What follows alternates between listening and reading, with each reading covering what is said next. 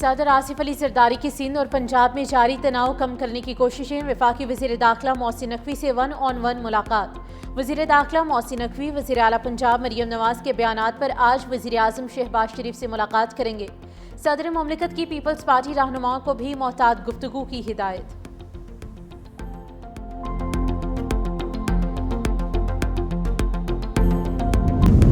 Supreme court में 26वीं आईनी तरमीम के खिलाफ दरख्वास्तों पर समाअत आज फिर होगी। जस्टिस अमीनुद्दीन खान की सरबराही में 8 रुकनी आईनी बेंच समाअत करेगा। सुप्रीम कोर्ट के यूट्यूब चैनल पर समाअत बराह रास्त नशर की जाएगी। आज आईनी बेंच पर एतराज से मुतालिक दरख्वास्तों पर समाअत होगी।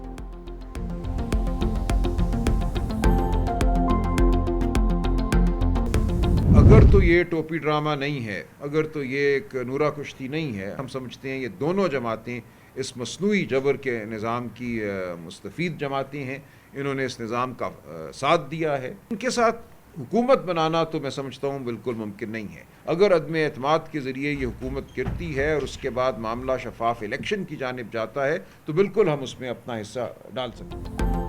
तहरीक इंसाफ ने नून लीग और पीपल्स पार्टी की लड़ाई को नूरा कुश्ती करार दे दिया। सेक्रेटरी जनरल सलमान अकरम राजा कहते हैं दोनों जमातों की नूरा कुश्ती चंद दिन में ख़त्म हो जाएगी। हुकूमत के खिलाफ अदम एतमाद की तहरीक पर गौर हो सकता है। बानी पीचाई को पीपल्स पार्टी के साथ इत्तेहाद मंजूर नहीं। अदम एतमाद की सूरत में नए इंतखाबात होने चाहिए। असद कैसर कहते हैं पीपल्स पार्टी अदम एतमाद लाए, पीचाई बगैर किसी शर्त के साथ देगी। पीपल्स पार्टी चाहती है हुकूमत से जान छुड़ाई जाए तो अदम एतमाद ज़रूरी है।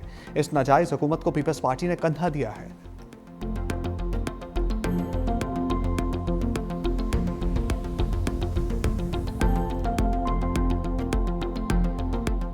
The Muslim Ummah confronts formidable challenges, conflicts, poverty, disunity, and more than ever, it is in these testing times that we need to hold on together to our values and ethics, guided by our religion, to be able to reclaim our lost place in the community of nations.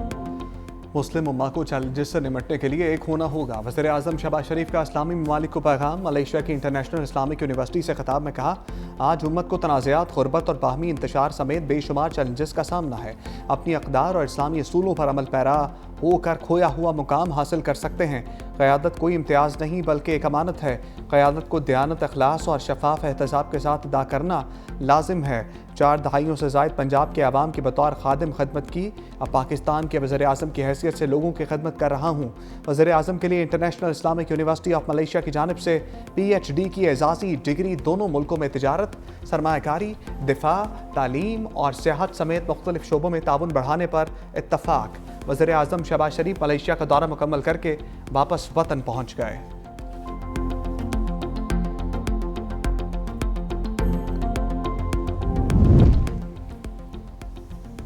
Hamas ने Israeli कैदियों की रिहाई को फौजी इनखला के मराहिल से मशरूत कर दिया। गजा मनसूबे पर शर्म शेख में मुज़ाकरात का दूसरा दौर मुकम्मल। मुज़ाकरात में इजरायली फ़ौज के इनखला के नक्शों और मुग़वियों की रिहाई पर बातचीत। हमास ने वाज़ेह किया कि आखिरी इजरायली मुग़वी की रिहाई आखिरी फ़ौजी के इनखला के साथ जोड़ी जाए। हमास का मुकम्मल जंग बंदी और इजरायली फ़ौज के इनखला के लिए बैनुल अक़वामी ज़मानतों का मुतालबा।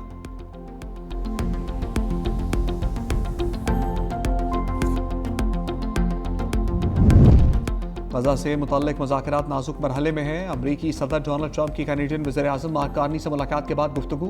कहा मंसूबे पर अमल दरामद के लिए पेशरफ्त का मौका मौजूद है। अमरीकी टीम भी मुज़ाकरात का हिस्सा बनने के लिए मिस्र रवाना। कतरी वज़ीर आज़म मुज़ाकरात में शरीक होंगे। अरब मीडिया के मुताबिक शेख मोहम्मद बिन अब्दुर्रहमान अस्सानी मुज़ाकरात कामयाब बनाने के लिए जल्द मिस्र पहुँचेंगे।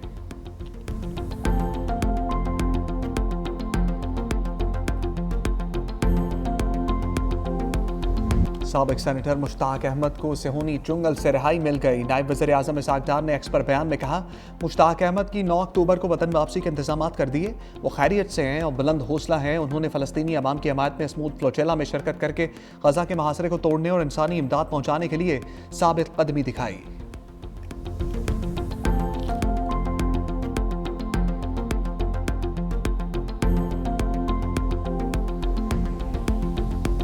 गजा ने 2 साल जुल्म सितम और आहों सिस्कियों में काटे। सफाक इसराइल की बर्बरियत को 2 साल गुजर गए। हज़ारों शुहदा, लाखों लोग बेघर। 24 घंटे के दौरान मज़ीद 24 फ़लस्तीनी मौत की आगोश में जा सोए। इसराइली बमबारी ने गज़ा की 3% आबादी को मौत के हवाले कर दिया। मजमूई तौर पर 67,000 से ज़ायद फ़लस्तीनी शहीद, 20,000 बच्चे शामिल। सिहोनी फ़ौज ने अस्पतालों और पनाहगुज़ीन कैंपों को भी चुन चुन कर निशाना बनाया। बमबारी से 1700 से ज़ायद तिब्बी एहलकारों को भी शहीद किया।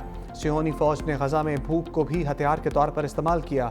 खुराक न मिलने पर 459 फ़लस्तीनी भूख से मर गए। दुनिया को सच दिखाने के जुर्म में 300 के करीब सहाफ़ियों को मौत की वादी में धकेल दिया।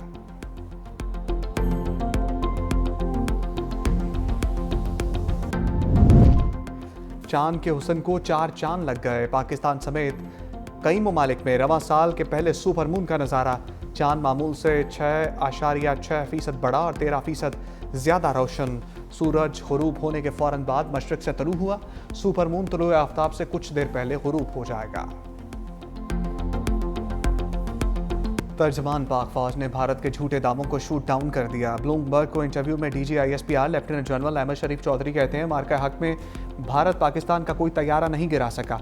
अमरीकी सदर ट्रंप 7 भारतीय तैयारे मार गिराए जाने की तस्दीक कर चुके। पाकिस्तान भारत के साथ हथियारों की दौड़ में शामिल नहीं। कभी आदादोशुमार और हक़ाइक़ से खेलने या छुपाने की कोशिश नहीं की। हमारी फ़ौज हिकमत अमली हमेशा मौसर और कारगर प्लेटफार्म्स और पाकिस्तानी टेक्नोलॉजी को शामिल करा रही है। हम हर किस्म की टेक्नोलॉजी, चाहे वो खुद साख्ता हो या मशरक़ी और मगरबी हो, के हसूल के लिए तैयार रहते हैं। चीनी हथियारों के साथ साथ अमरीकी साख्ता F-16 तैयारों का इस्तेमाल भी करते हैं।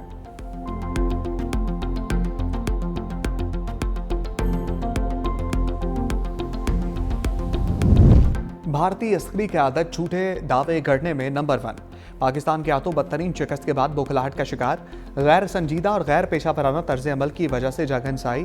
भारतीय एयर चीफ का मुज़ाहिका खेज बयान देना वतीरा बन चुका। प्रेस कॉन्फ्रेंस में कहा, भारत के कितने तैयारे गिरे इस बारे में कुछ नहीं बोलना चाहूँगा। हमें कुछ नहीं बताना चाहिए कि कितना नुकसान हुआ। जंगी जनूनी भारतीय फ़ौजी क़यादत की पेशा वराना काबिलियत पहले ही दुनिया के सामने आ चुकी है।